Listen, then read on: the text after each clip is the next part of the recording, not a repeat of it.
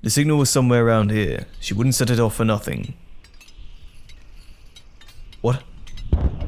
You're right, there is a fight. Lead the way.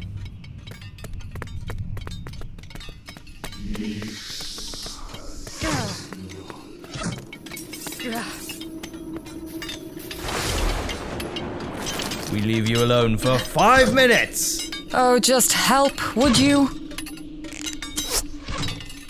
Thank you, Marrow. Marrow, get those archers off the vantage points. They're limiting our field. I'll clear a path to back up Wendy. You're more than welcome to join the field, but please, get those archers first.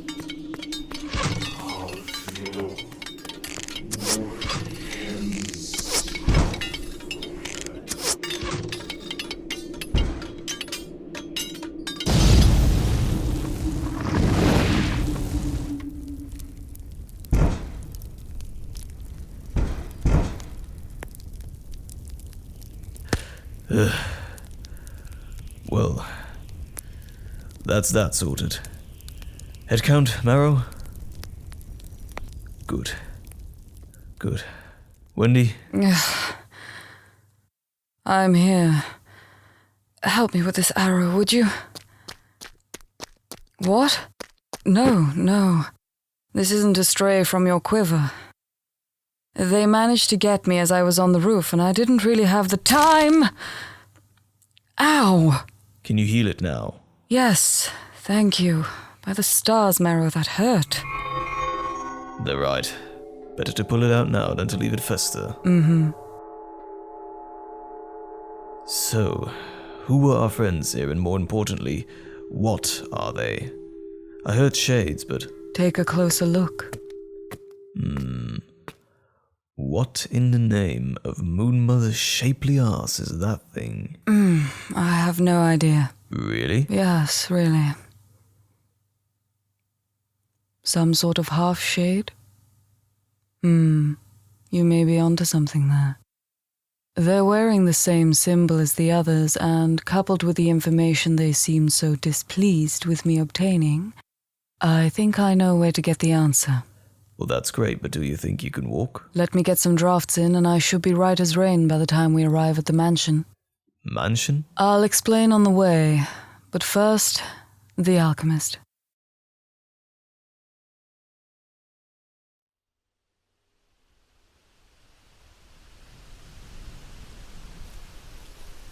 Alright, so this Oublecke character was an archmage, pretty much loved by his students, yada yada. All of a sudden has his wife committed, finds himself dead. Then the Order discovers he's up to some less than honest mischief and posthumously revokes his status. In brief, yes. Why would they only discover it after his death, and why revoke his status after death? Marrow isn't wrong there. It looks like too little was done and far, far too late. Not necessarily. Not the first time the Order has sat on their laurels. What can I say? Things have changed, but seldom do old institutions welcome it with open arms. Of course, I don't mind continuing, Marrow. The investigation was instigated by a seemingly unrelated arrest of a body snatcher. They discovered that this particular person had kept an extensive record of all customers, probably for blackmail purposes. But a known alias of Oublekke's appeared more than once, and the rest was history.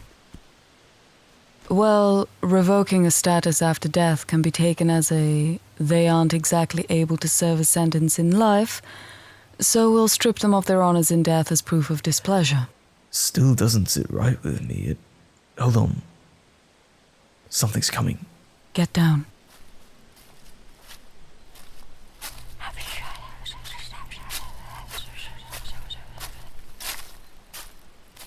Looks like we're close. Quietly now. Let's see where they lead us.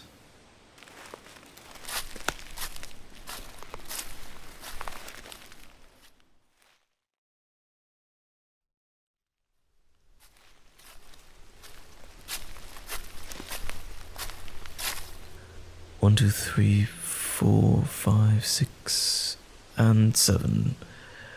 We can handle that. And how many are inside exactly? Pardon my enthusiasm. Pardoned, but you highlight an issue. How exactly are we going to handle this? 7 at the entrance isn't exactly an astonishing number, but the layout gives us few options beyond a full frontal assault, and with little knowledge to what may be inside. If only there'd been a loyal gardener to keep the edges alive. Would have been a perfect layout for a fun game of Snatcher the Guard, or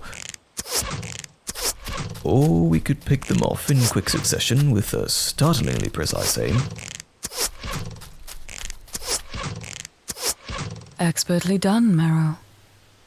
Is that a new bow? Makes all the difference, doesn't it? Ah, the perks of a decent upgrade. I'm happy to hear it. Let's get inside and see what we can find. Any idea on where to start? This place is huge. The basement, of course. Ah yes, straight from Villain's Handbook of places to hide your top secret nefarious dealings. Easy now. You might give any eavesdropping bad guys an idea to change their ways. Can't be having that.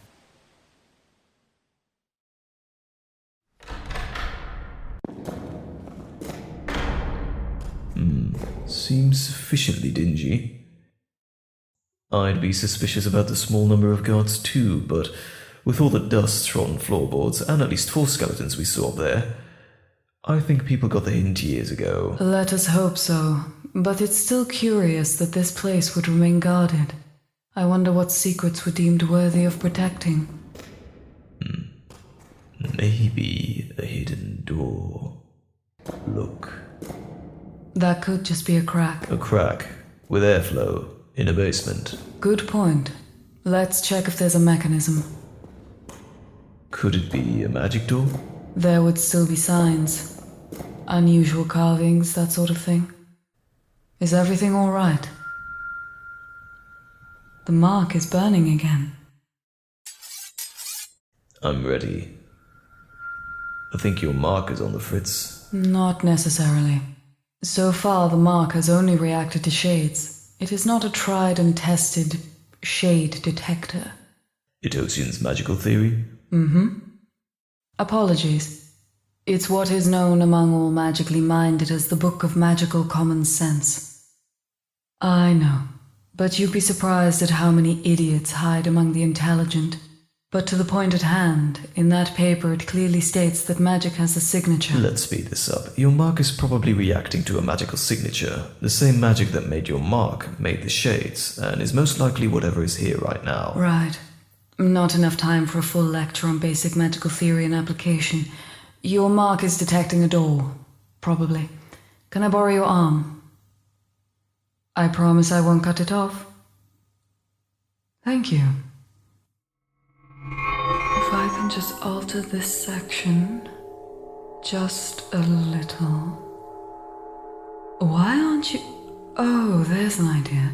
If I follow the cross-section to the... And we have a door. What did you do? It wasn't me. Well, not all of it. I altered the flow of the magic in the mark to be more in harmony with Merrow's aura and we now have a door. That's it? Merrow is quite safe, and by your own earth-shattering hint, we don't really have the time.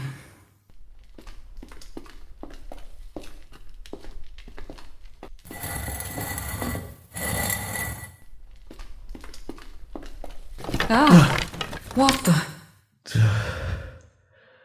Moon Mother's fantastic. Not another word.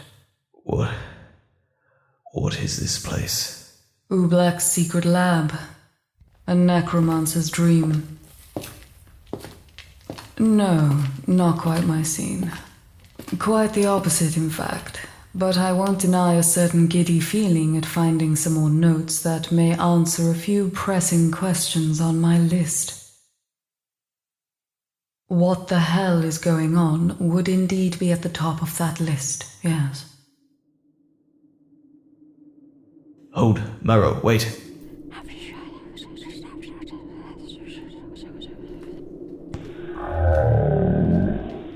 You poor soul. What? A ghoul? Why Why is it here? He, not it. He's incomplete.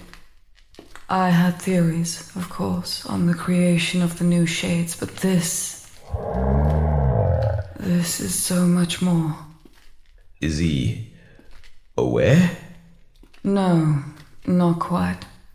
I can sense something in him, but it's not life, or even consciousness, as we know it.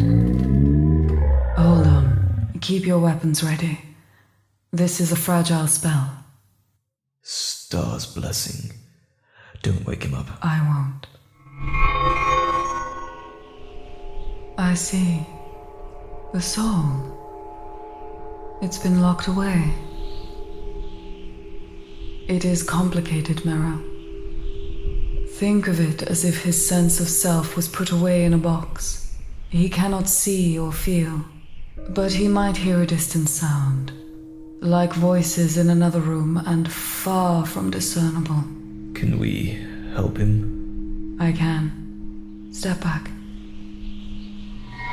In visus eldarenam, moenne veshirt atara veil, el shuran frearde, moenne veil sharde. Find your way, weary traveler. Find your way to the Hall of Stars, and sleep well. May he hear the Moon Mother's lullaby.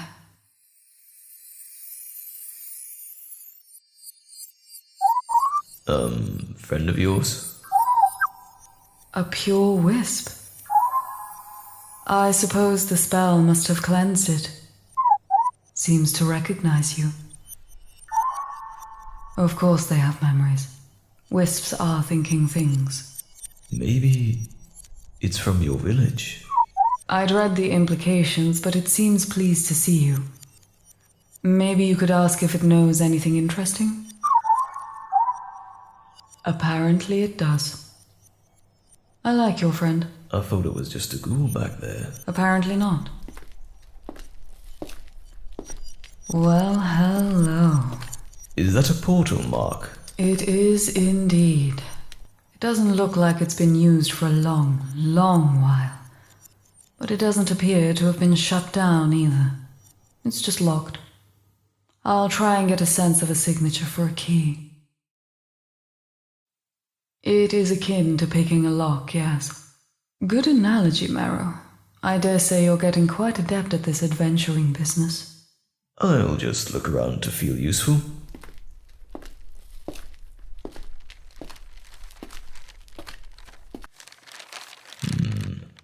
Seems the only interesting thing here is a family of dust bunnies. Hey Mero, looks like your wisp friend has made itself comfortable. Who wouldn't enjoy a glowing hairdo? Hey, little wispy. What have you found there? Are you sure this wisp isn't some reincarnated pet dog? Here, let me see those. Damn, these arrows are rarer than chicken's teeth. They're called moon tears. Looking at the glow, I'd say these were authentic. The name comes from the legend of the Moon Mother's creation. It is said that she was once a huntress, born to a world under the rule of some grand evil. She supposedly befriended the father-sun itself with her impressive skills, so when it asked her to defeat the evil in the name of all who suffered, she agreed and engaged the evil in one-on-one combat. She was mortally wounded and wept at the thought of failing her beloved friend and the people of the world. In her heartbreak and rage, she harnessed her tears and with the remnants of her life force, turned them into arrows to strike the creature down. She won at the cost of her life, and the Father-Sun granted her life eternal as the Moon Mother, so she could watch over the people in the darkest of nights. It's probably a convenient fable to ensure the arrows wouldn't be squandered. I'm saying you should absolutely keep them. Mero, Can I borrow your arm again, please? You've cracked it? No, I found the key. It explains why the mark is so receptive to its signature. Anyone who works for, or is enslaved by this necromancer, is likely given the mark as a means of using their portals. I don't think it necessarily poses a risk to you, Marrow. Your mark has always been more of a scar, and combined with my healing all those years ago, my own signature has made it more of a skeleton key. Let's put it to the test indeed. Put your hand into the center mark here. Good, good. Now I want you to remember when it first burned, how it moved around the mark, its pattern. Well done, Marrow. Ha! Your first spell! We should look into that when we get back. You might have some latent talent. For now, though... This is our last chance to change our minds and turn tail. We have no idea where we're going, or what's on the other side. Does anyone wish to leave? I choose to continue this path. Marrow? Very well. Weapons at the ready. Ah, just a moment. Ah, good idea. I hope they make it. On your count, Wendy. 3, 2, 1.